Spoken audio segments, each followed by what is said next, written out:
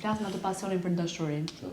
Ose ndoshta sepse ka qenë shumë e shëmtuar mënyra se si u pati zhvillimin marrëdhënia, ose ka qenë shumë e shëmtuar mënyra se si unë nuk e kuptoj çfarë ka qenë, po thjesht ideja është që kur kujtohen, kujtoj më shumë momente jo të mira se sa momente të mira. Kupton?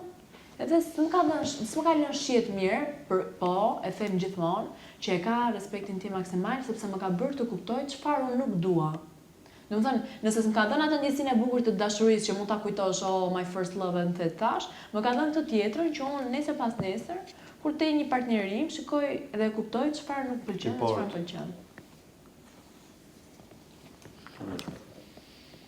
Thjesht mua më vjen keq sepse unë ja thash Brikës se tjetër tha moment. Unë kam garantuar që nuk gënjej dot edhe familjes time ja kam treguar shumë shpejt, vetëm për faktin që këtë pjesën e dating mos i gënjeja, kupton? Po, edhe babit i ka pëlqyer shumë. Edhe kur unë kam qenë 19, ai ka qenë 26. Po, më ke thënë diferent. Po.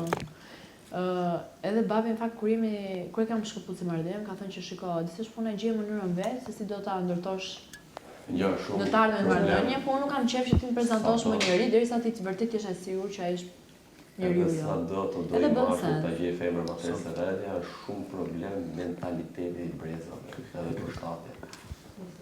Po. Domethënë ai nuk përshtatesh që do të me ty se ti jetë komplet mentalitet tjetër, me diferencë moshe, sidomos fakti që ti ke qenë akoma studente, kurse ai ka dalë një jetë i punësu.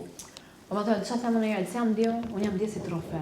Për shembull, edhe kur ai shpjegonte se si ne jemi njohur, ai thoshte unë para se ta njihja, thoja IMM, ulesha në televizor dhe thoya, shikon atë, unë atë do jetë dashura ime. Kupton?